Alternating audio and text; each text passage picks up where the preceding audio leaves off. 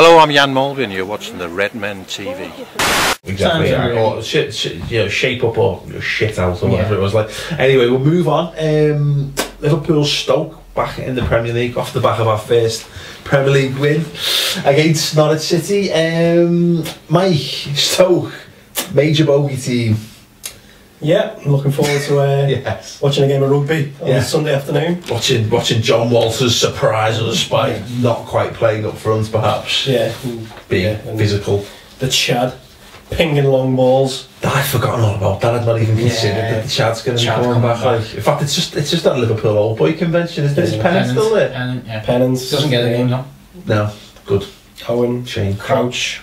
Now, yes. Now, the thing also, we covered this on part one of the subscriber show this week. Stoke very much one of those teams, Obi, that we need to score early against. If we're to have this, because time and time again they come to Anfield, we know they're going to play. They're going to play deep. They're going to be compact. They're going to park the proverbial bus. They're going to look to nick a goal from a set piece or whatever. And time again, if we don't get that early goal, we end up playing into their hands to a certain extent. But if we can get the early goal, we've seen it happen once or twice where we can actually take them to the cleaners. Yeah, I think Stoke unfairly. That is an unfair critique of Stoke a little bit because they do you think that's an unfair critique of Stoke? Please do let us know. Right on the bottom of the issue. No, I think what I mean by that is they have progressed slightly from when they first came. Oh, for sure. Yeah. Because they've got some good players there. They're probably going to line up with Kitely on one wing and Everington on the other, and the midfielders. Adam is a step up for them. You know, from what they did have. You know, he's better than Glenn Whelan. Well, Whitehead and Whelan. You know what I mean. So there's more danger to them than they're just going to come and park the bus. They'll come and just park the bus though. They've got players that are wanting to prove a point. Adam's going to be fucking sore from the way he unceremoniously got kicked out. Owen is a cunt and he's going to want to fucking... a Judas cunt. He's a Judas cunt, yeah, and he's going to want to score against us. Crouch, in completely opposite feelings for Owen, he's going to want to score against us because it's a former team and he's on a run. He's scoring. Because he likes to score against teams and he's played for every team. Yeah. So it naturally goes hand in hand when he scores against former teams. It's dangerous. It's a difficult game. It's a must-win for us, I think, because we've got to keep the momentum going, and it's a home game, and we've got to win at home, and that's what the next thing for the media and for all the negative fans to hang on. You're right. We have to get an early goal. The Norwich early goal set us on our stall. The crowd can get on the back. And if it's a typical dogged Stoke game and it's 0-0 or half time, you can imagine. And if we go behind, you know, and we're going to give them chances because that's just how we're playing at the moment. That's our system. Yeah, essentially. It's not going to be an easy watch, I don't think. I'm just hoping to kind of fast forward in my mind to after the match and we've won. I think it's that. I think it's that thing of. In games like that, when teams come to part of us, particularly at Anfield, this is a massive test. Because it's all well and good going away from home because teams can play defensively at their own grounds, but you know there's more pressure on them to attack. Whereas at Anfield, if they can come away with a point, or even for some teams will come, and if they can come away without getting absolutely twatted everywhere, that's a good result for them. Yeah, but I think the way we play now is different. You know, it's totally different to how we played in the past, and I think it'll be different against Stoke because we won't be trying to force the play all the time, so we'll be looking to keep the ball and draw them out and then look for the chance in behind, which we didn't do in the past because we've either been a defensive team and it's been two defences against each other and it's cancelled each other out, or it's the Daglish gung-ho style. Yeah, the Royalton style when you've got two buses parked at either end and then the centre forward at arm's length having a slap fight in the middle of the pitch. Like, you have the ball, no you are. No, you are. But no, I think we're a lot more patient in our build-up play. We're not trying to get to the byline and throw it in the box. Have a eureka moment. I just did have a eureka moment. So I think it might... No, I actually think it'll be a different game against Stoke than what we used to seeing because we're a lot more... we think more about the way we attack now. It's that thing of like we the way we're set up is that we're set up to draw teams out. Yeah. Much like that goal that we talked at length again on the subscribe show, Gerrard's goal. Yeah.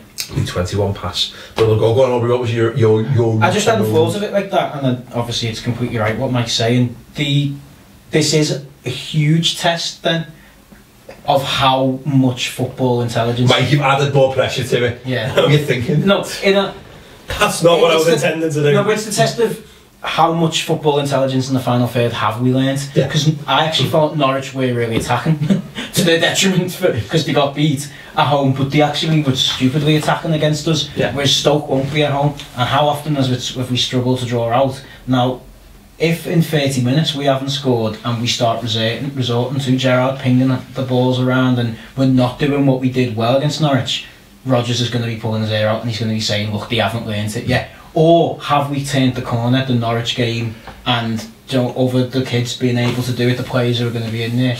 I think the key to that is, and you mentioned his name, Steven Gerrard. I just feel like it's clicked for him this last couple of weeks, and I think the key to us having that patience is Gerrard having a little bit of patience and knowing that you don't have to score with every fucking attack. No.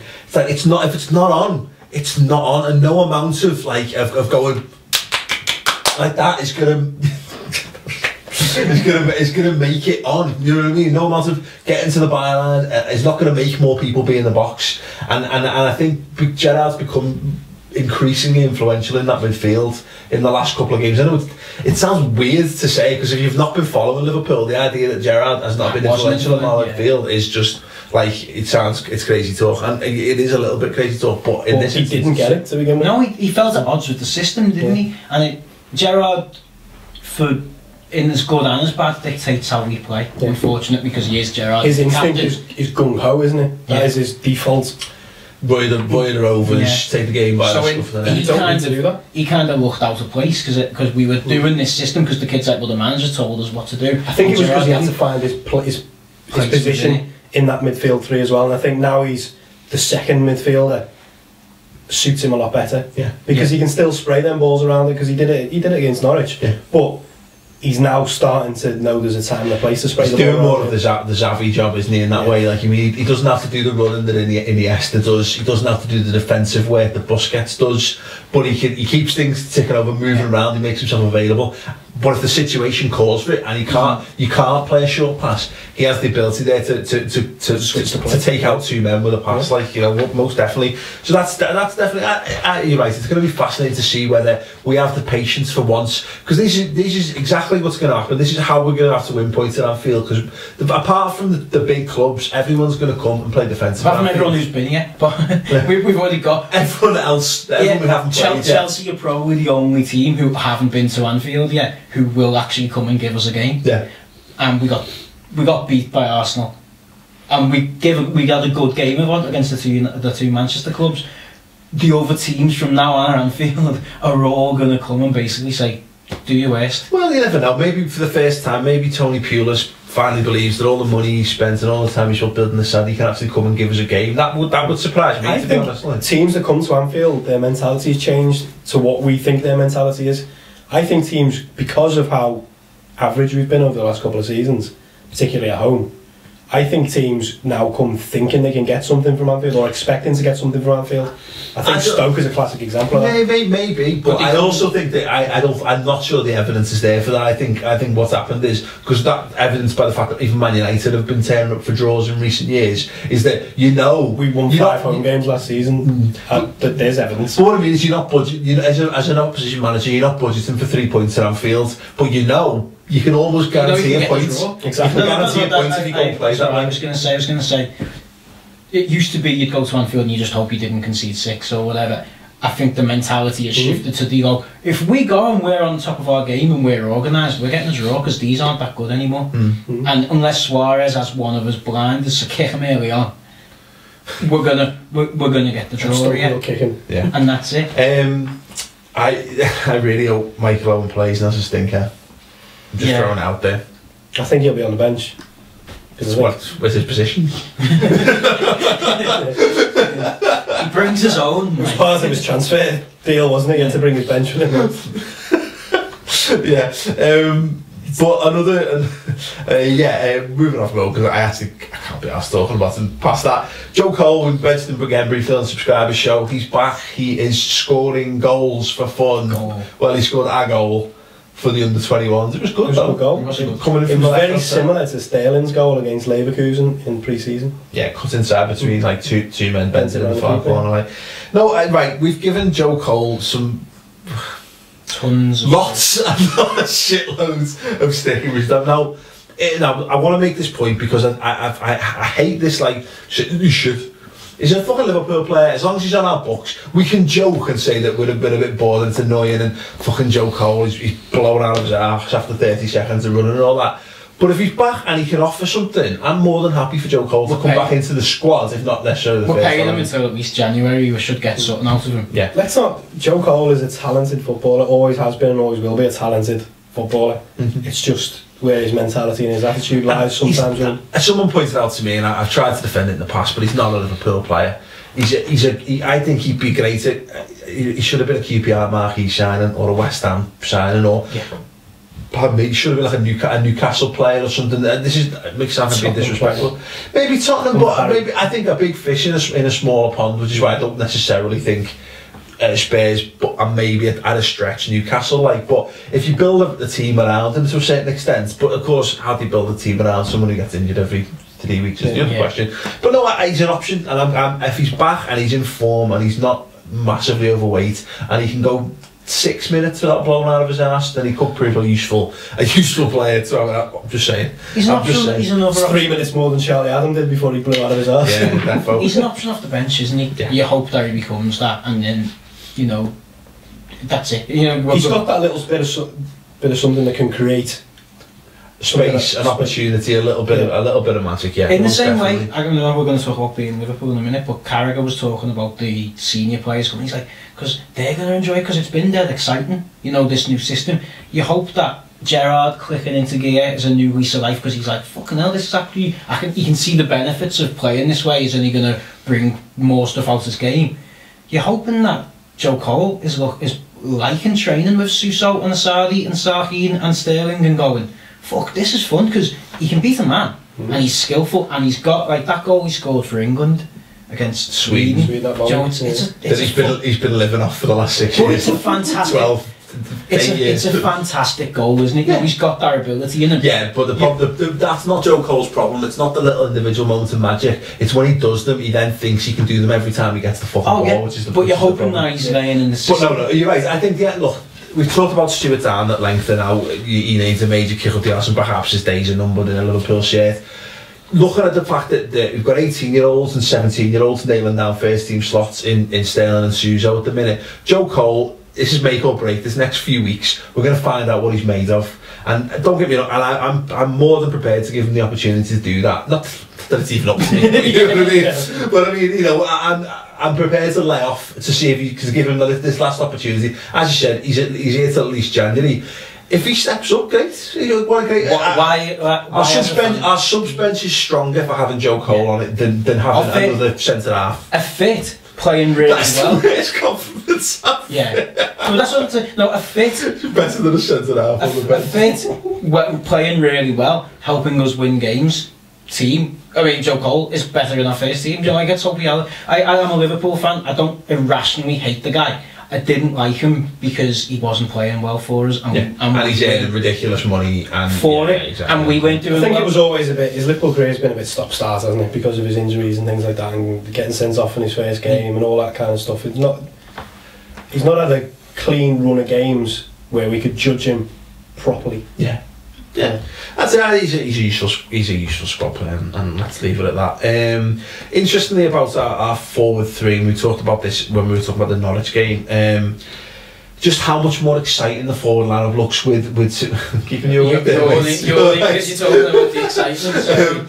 Just Mike having I'll let him recompose himself. But having Sterling, Suso, and Suarez as your front three, compared to having Downing, Suarez and Berini. Yeah. With no disrespect to Berini, because I think we'll see more from him. It's just exciting. It's they're the kind of players that when they pick the ball up 50 yards from goal, you get to your feet in anticipation of something happening. Yeah, both of them have got the ability to drop the shoulder and beat a man. Sterling more so with his pace, Suso more with his skill. You know, they've got that find half a yard going one way or the other. And I think Stoke aren't going to be prepared for that. Yeah. Because in the past they've been prepared for cumbersome wingers, and maybe that's disrespectful to their cout and things like that. But what I mean by that is they're not going to beat you for pace. They're not going to drop a shoulder and go round the outside of you, or kick the ball past you and leg it, which Sterling could do. And we talked on the show before about Suso's first touch. his first touch can beat a man. Yeah. Stoke aren't going to be ready for that, and they already know Suarez has already been a thorn in their side in the past. FA Cup game last season, he's Carling Cup game last season, so they know Suarez is going to give them a run around. And as we said before, you've got three of them who you don't know what they're going to do next with the ball. Yeah. And let's not forget, as I said, you've got Sahin playing into form as well. You know what I mean? We've finally got someone attacking the box for the change. Well, that's what I was saying about the system and the way we play, changing, and Stoke not being prepared for that, because moving the ball around and drawing them out allows your Sahins and your Gerrards to get in behind as well, making them runs. So we think then, roughly speaking, that the first 11 is not going to be too dissimilar to Norwich. Or are we thinking it's going to be the same team? Same team. So Pepe, Johnson left back, Aga, Skirtle, Wisdom, Allen in front of the back four, Gerrard, Sahin, Sterling, Suso, Suarez through the middle. Are we triple S? It's triple S. Yeah.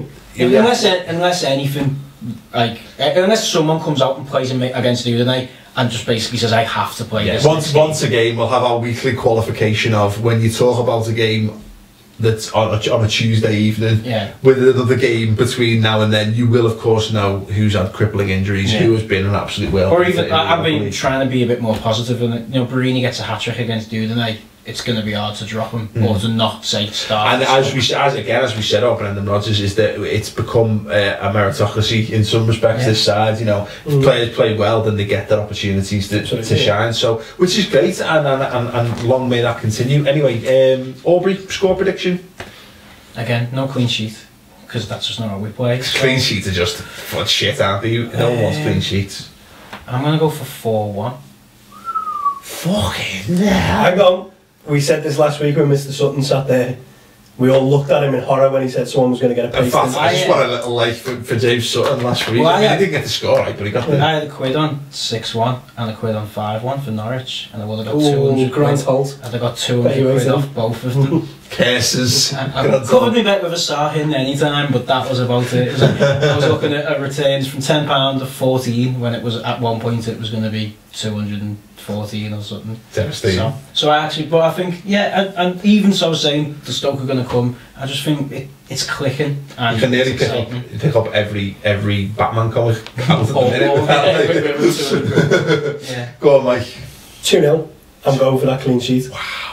Things have got to... That's more dangerous than my good.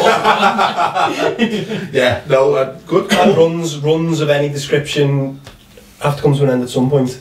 So... I know, as the curry I had last week was no, I like both of them shouts. I'm going to go for 1-0. 1-0 to us, I think, again, because they're just like that, aren't they? I just don't care. Again, it goes back to exactly what I was saying last week.